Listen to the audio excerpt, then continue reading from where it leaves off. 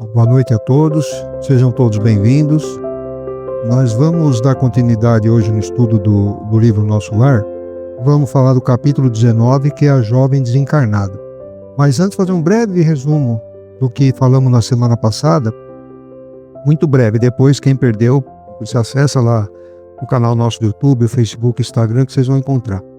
Mas enfim, o Lísias convidou o André Luiz para morar com ele na casa dele. O André Luiz havia ido lá, conheceu a casa, as dependências, e daí eles iam jantar, né, com a mãe do Lísias, lá com as irmãs dele, e teve a oração crepuscular, como sempre acontece no nosso lar, e logo após a oração, eles sentaram-se à mesa para jantar.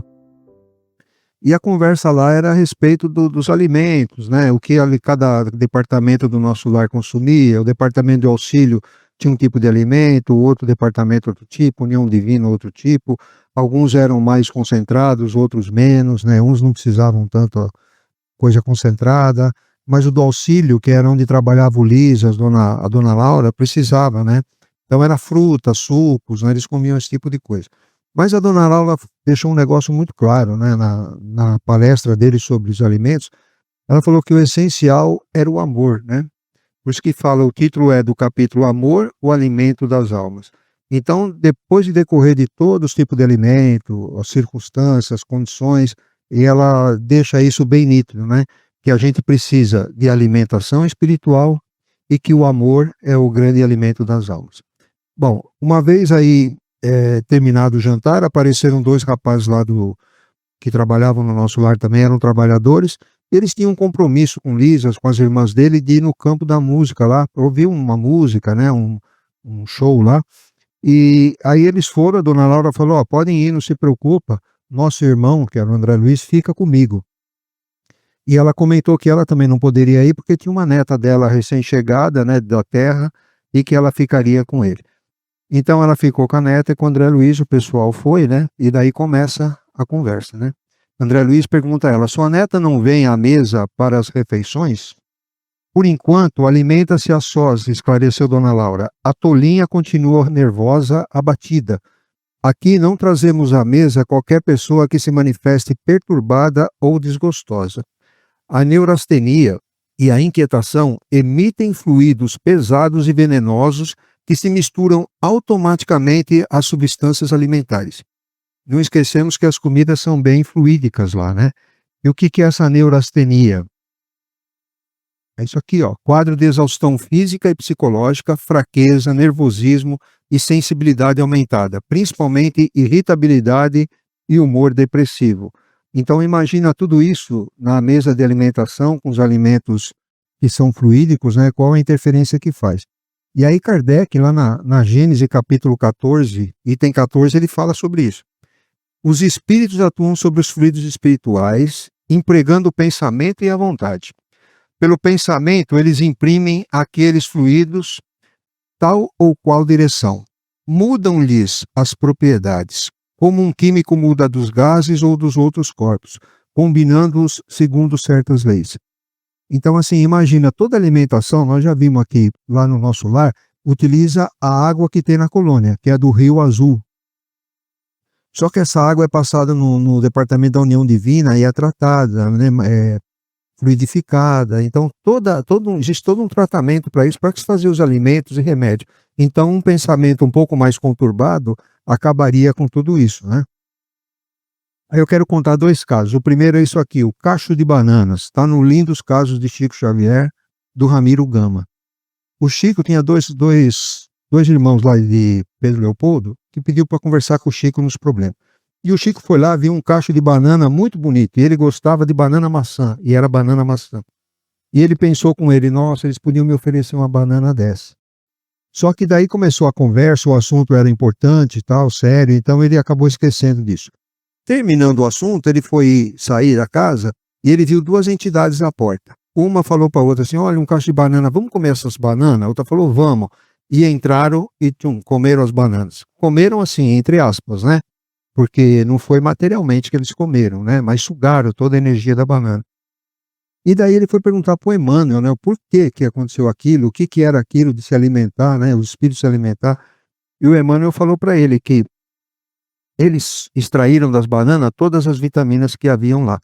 E que aquele que fosse comer a banana agora podia até se adoentar ou passar mal, porque estava impregnada de fluidos pesados. Então eles tiraram os fluidos bons, deixaram os fluidos ruins.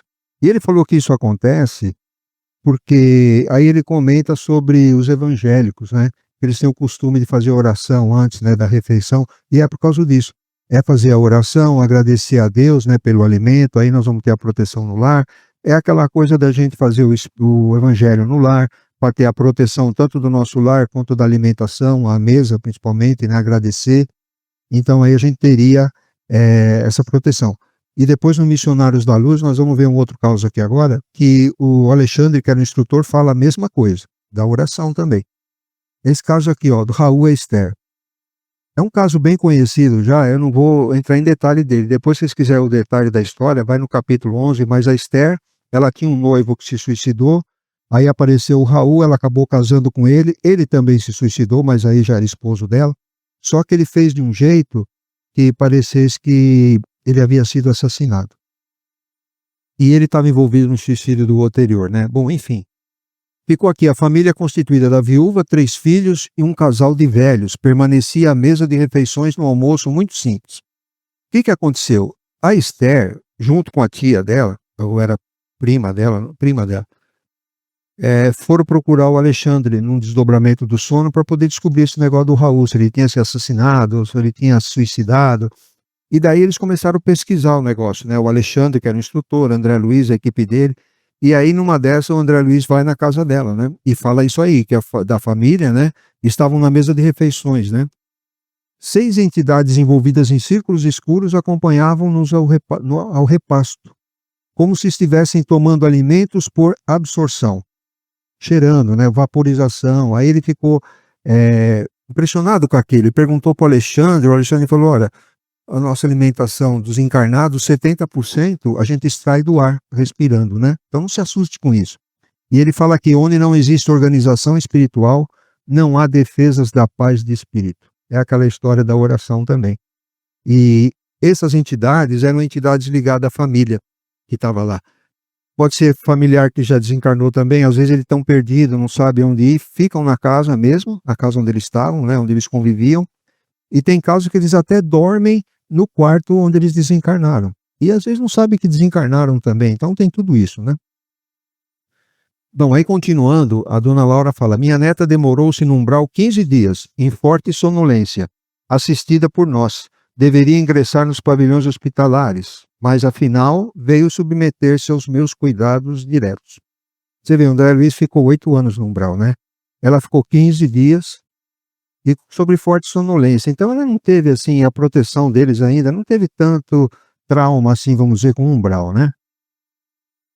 E daí ela levou o André Luiz no quarto onde estava a moça, né? A Heloísa. Demandamos um quarto confortável e muito amplo. Uma jovem muito pálida repousava em cômoda poltrona. Surpreendeu-se vivamente ao ver-me. Este amigo, Heloísa, é um irmão nosso que voltou da esfera física há pouco tempo. A dona Laura apresentando o André Luiz, né? A moça fitou-me curiosa, embora os olhos perdidos nas fundas olheiras traduzissem grande esforço para concentrar a atenção. Cumprimentou-me, esboçando vago sorriso, dando-me eu a conhecer por minha vez. Deve estar cansada, observei. A moça realmente não estava legal, né? E nós vamos ver por quê. Heloísa tem estado inquieta, aflita, isso a dona Laura falando já para o André Luiz. Em parte justifica-se, a tuberculose foi longa e deixou-lhe traços profundos. Entretanto, não se pode prescindir a tempo algum do otimismo e da coragem. Vi a jovem arregalar os olhos muito negros, como a reter o pranto, mas em vão, não conseguia conter os soluços angustiosos. Bom, ela desencarnou pela tuberculose. Na época, o livro foi escrito em 43, provavelmente, porque o prefácio é de 43. Então a gente não sabe exatamente quando aconteceu esse desencarne de Heloísa, né? Mas foi mais ou menos nessa época. Bom, não tinha antibiótico na época, né? Penicilina foi descoberta em 1928, mas foi produzida em larga escala só a partir do início da Segunda Guerra Mundial. Então, a partir daí é que começaram a usar penicilina em larga escala. Mas mais na guerra também, né? Não, Então, assim, era muito difícil. Hoje, para o tratamento da tuberculose, leva-se de 6 meses a 1 ano o tratamento, né? Então, naquela época não era muito diferente. Só que não tinha antibiótico, né? Então, ela, infelizmente, não suportou. E ela chegou lá em um estado muito ruim pela doença e por outras coisas que nós vamos ver aí na sequência. Aí a dona Laura continuou: essas impressões são o resultado da educação religiosa deficiente. Nada mais. Sabes que tua mãe não se demorará e que não podes contar com a fidelidade do noivo, que de modo algum está preparado a te oferecer uma sincera dedicação espiritual na terra. Ele ainda está longe do espírito sublime do amor iluminado. Naturalmente desposará outra e deves habituar-se a esta convicção. Nem seria justo exigir-lhe a vinda brusca. Ela está falando aqui que o namorado dela, o noivo dela, acho que é Armando o nome dele, depois nós vamos ver aí na frente, ele está longe de dar a ela o sublime amor iluminado, né? Então, assim, a gente percebe que aqui a Heloísa era um pouco mais evoluída moralmente do que o noivo dela, né? E aí a dona Laura, às vezes a gente vai poder achar que é grosseria dela, vamos acompanhar, mas ela já começa aqui. Ele vai desposar outra, tem que se habituar com essa convicção. E aí vai. E outra coisa aqui, ó. Nem seria justo exigir-lhe a vinda brusca. Seria o quê? Dar um jeito de desencarnar o noivo dela, né? Vamos ver, daqui a pouco ela comenta de novo isso. O Emmanuel, no livro Evangelização aos Desencarnados, capítulo 30, ele fala assim: diminuta é a percentagem dos seres humanos que se preocupam sinceramente com as questões do seu aprimoramento moral. A maioria dos desencarnados, nos seus primeiros dias de vida, além túmulo, não encontra senão os reflexos dos seus péssimos hábitos e das suas paixões, que nos ambientes diversos de outra vida os aborrecem e deprimem. Ou seja, né, os péssimos hábitos que a gente tem aqui, chega lá, nos aborrece e deprime. Mas e o espírita? Será que o espírita tem uma condição diferente? Ele chega lá já conhecendo um pouco? Como que é essa condição? Kardec nos falou lá, pergunta 165 do Livro do Espírito. O conhecimento do espiritismo exerce influência muito grande no sentido da recuperação do equilíbrio psíquico após a desencarnação. Mas a prática do bem e a consciência pura são o que maior influência exercem. Então, assim, é aquela história que o Nourinho sempre fala para nós: religião é rótulo. Né? Pode ser espírita, pode ser evangélico, pode ser católico. O que importa é isso aqui: a prática do bem e a consciência pura. É a consciência que vai ser o nosso juiz lá.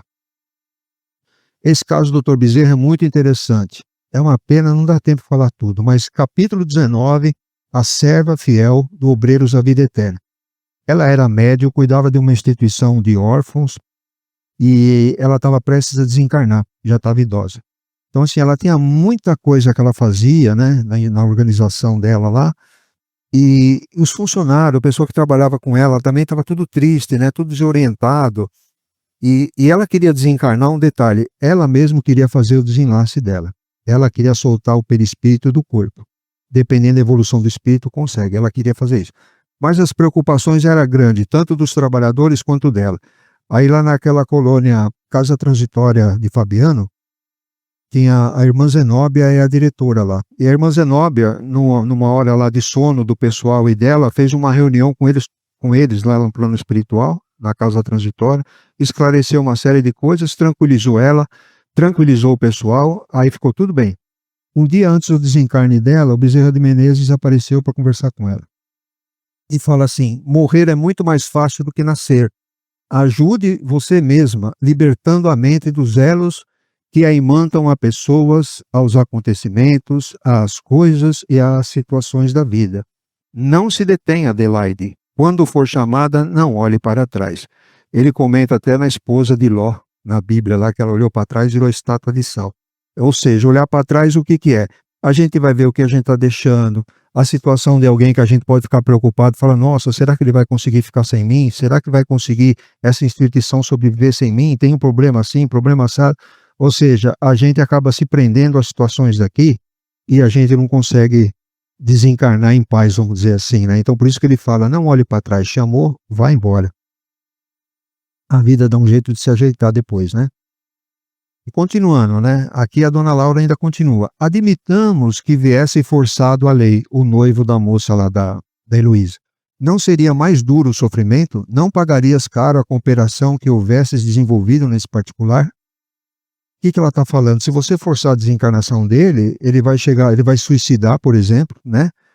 Vai ser um débito muito grande, tanto para ele quanto para ela que provocou o negócio, né? E quantos a gente não vê na mesa assim, que o espírito está revoltado com aquela pessoa, quer causar a morte dele, o desencarne dele para ele poder pegar ele lá no plano espiritual? São inúmeros casos, né?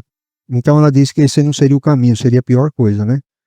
Não te faltarão amizades carinhosas, nem colaboração fraternal, para que te equilibres aqui. E se amas de fato o rapaz, deves procurar harmonia para beneficiá-lo mais tarde. Além disso, tua mãe não tarda a chegar. A mãe dela também ia desencanar, porque nós vamos ver, ela pegou tuberculose dela também, né, da Heloísa. E aqui ela está falando para ela se equilibrar, né? Procurar harmonia, porque ela vai precisar ajudar o rapaz, ela vai poder, mas ela desequilibrada não vai conseguir. Então, primeiro ela precisaria se equilibrar, tá bem, tá bom, então pode ajudar o rapaz, vai ter condição de ajudar, porque desequilibrada não vai conseguir, pelo contrário, vai fazer mal para ele, né? Então é o que ela está orientando ela. E aí o André Luiz fala assim, vamos dar um novo rumo para essa conversa, que a menina está chorando muito, coitada, né? Então ele começa a perguntar de onde ela era do Rio de Janeiro, né? Aí ele fala para ela, não deve chorar assim, você é muito feliz. Desencarnou há poucos dias, está com seus parentes e não conheceu tempestades na grande viagem. Aí ela pareceu reanimar-se, né, falando mais calmo. O que ele está falando? A comparação dela, né, 15 dias com sono ainda, né, adormecida, cuidado pelo pessoal lá da colônia, e ele não, ficou 8 anos no umbral, e ainda chega no nosso lar, não tem parentesco nenhum lá para ele, né? A mãe dele está em outro plano, o pai está no umbral, o avô também, né? Então tá assim a situação dele, ele não tinha ninguém. Ela tem um monte, né, de familiar ali, né?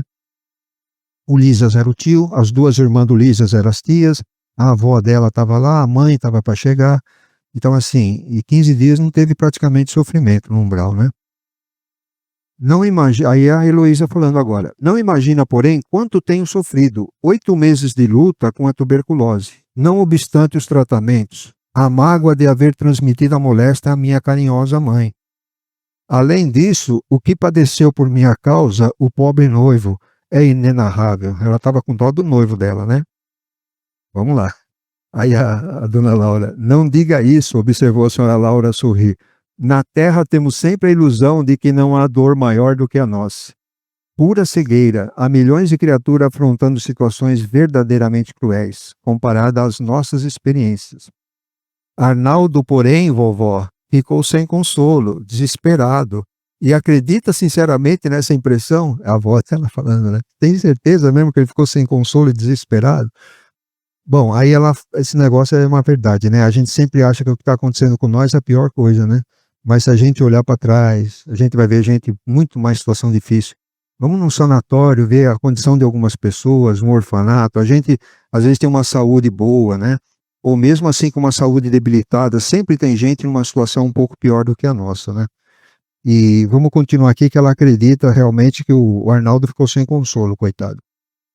Aí a dona Laura fala para ela, ó, observei o teu noivo durante tua enfermidade. Era natural que ele se comovesse tanto, vendo-te o corpo reduzido a frangalhos, mas não está preparado para compreender um sentimento puro.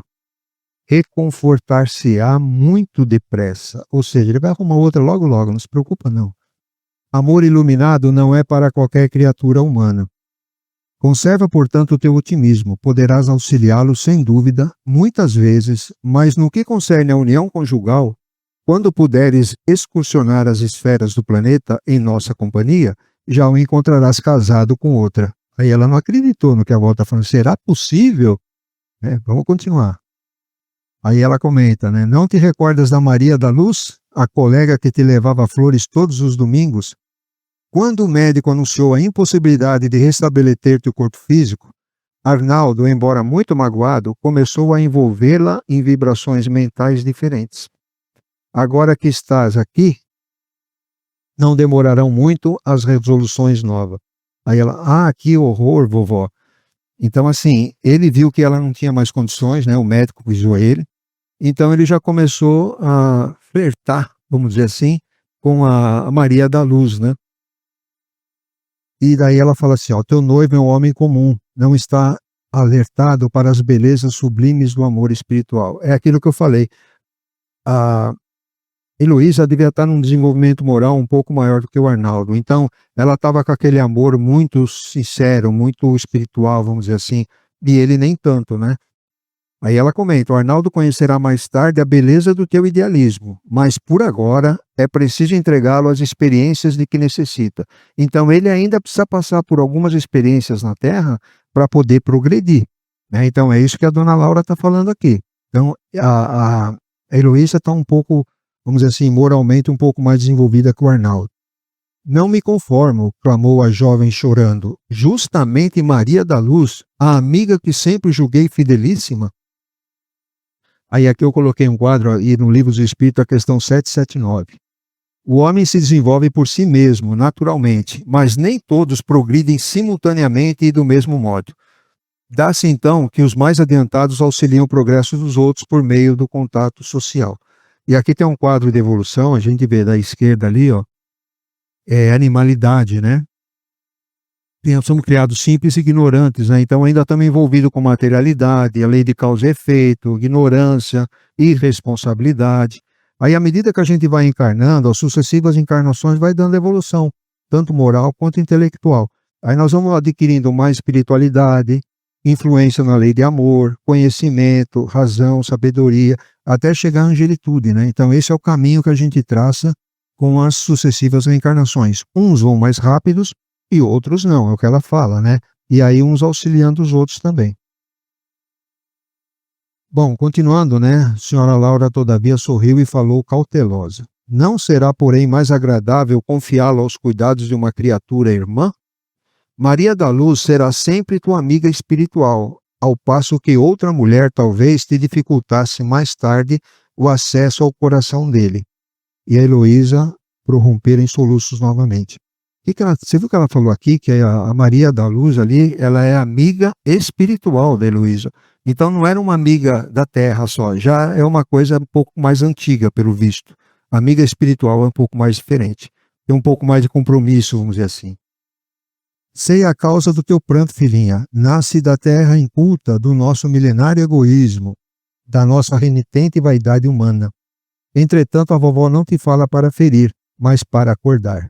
Enquanto Luísa chorava, a mãe de Lisas convidou-me novamente à sala de estar, considerando que a doente necessitava de repouso. O que ela está falando aqui, né? Que ela está sendo dura com a Heloísa. Aparentemente sim, mas não, né? O espírito normalmente, um espírito de luz, um espírito um pouco mais evoluído, ele não fica enrolando. O que tem aqui enrolar ela lá? Não, filhinha, daqui uns dias ele pode voltar, você pode reconquistar ele, né? Não é isso, né? Ele vai falar a real qual que é. Doa quem doer, pelo menos para ela vai ser bom, ou para nós também, quando a gente chegar lá. É bom que a coisa venha assim, porque a gente vai poder se equilibrar um pouco mais rápido. Pelo menos a gente vê qual que é a realidade, se situa, né, na situação e fala, peraí, vamos buscar o equilíbrio, vamos buscar, eu estou numa vida nova, num lugar novo, então vamos procurar me adequar. Então é isso que ela está fazendo. O quanto antes a menina acordar, a Heloísa acordar, vai ficar melhor para ela, né? Vai poder ficar numa harmonia diferente. Aí vai poder se alimentar junto com eles e outras coisas mais, desenvolver, estudar, trabalhar. Bom, aí eles voltaram para a sala e ela fala para o André Luiz, minha neta chegou profundamente fatigada. Prendeu o coração demasiadamente nas teias do amor próprio. A rigor, o lugar dela seria em qualquer dos nossos hospitais. Entretanto, o assistente colseiro julgou melhor situá-la junto ao nosso carinho. Isso, aliás, é muito do meu agrado, porque minha querida Teresa, sua mãe, está a chegar. Um pouco de paciência e atingiremos a solução justa. Questão de tempo e serenidade.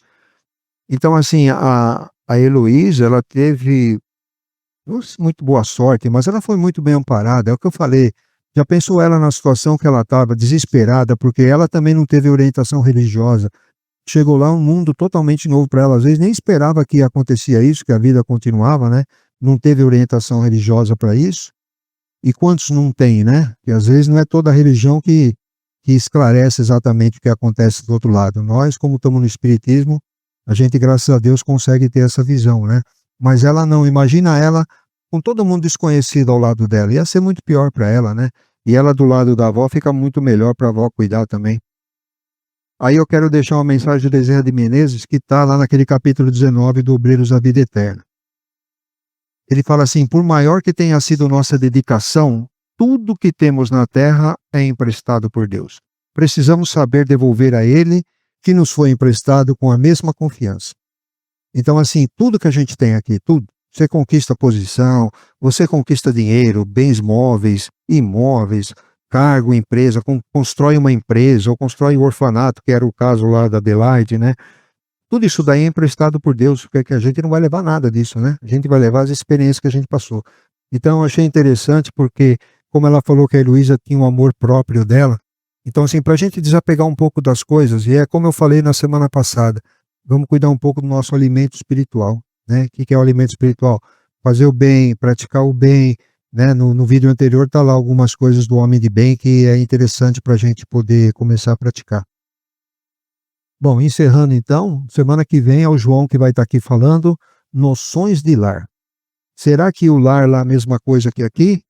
O espírito feminino tem as mesmas responsabilidades de quando está aqui encarnado? Isso nós vamos ver na semana que vem, tá bom? Boa noite, muito obrigado pela presença. Eu sou fascinado pela doutrina espírita. E olha a importância do espiritismo para esclarecer para nós. Quem pensaria numa situação dessa, que existisse colônias espirituais, que a vida continuava quase que materialmente, vamos dizer assim, né?